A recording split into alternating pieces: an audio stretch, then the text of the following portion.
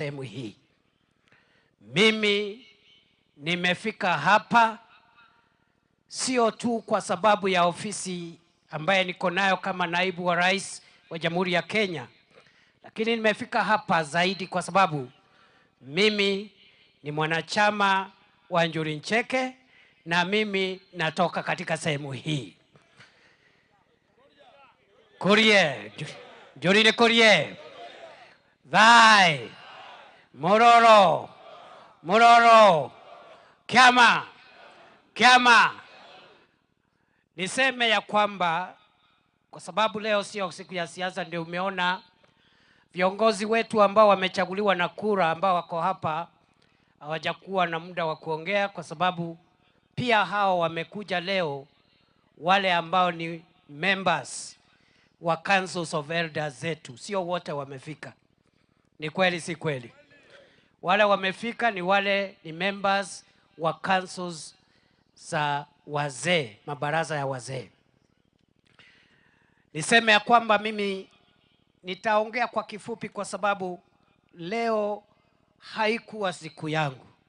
Leo ni siku ya wazee kuongea. Kwa nini wazee?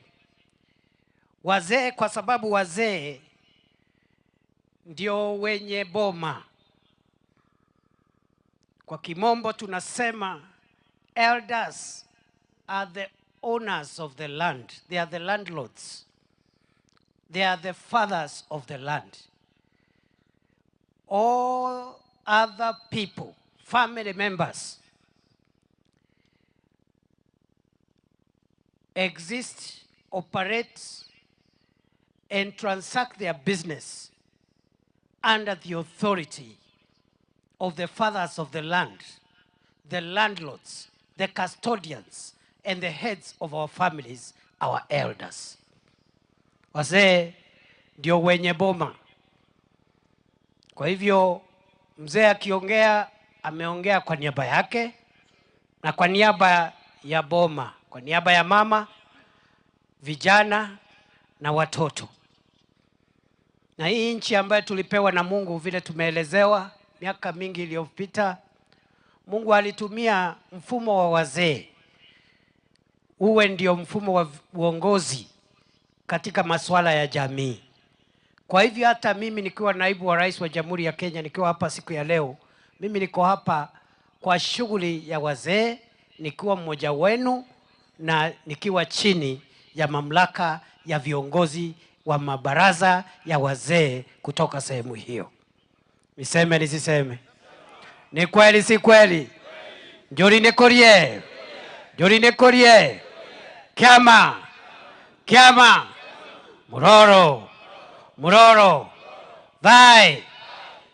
Jambo la tatu ni kwamba sisi ambao ni wananchi wa taifa la Kenya, ambao tumezaliwa katika sehemu hii ya Kenya,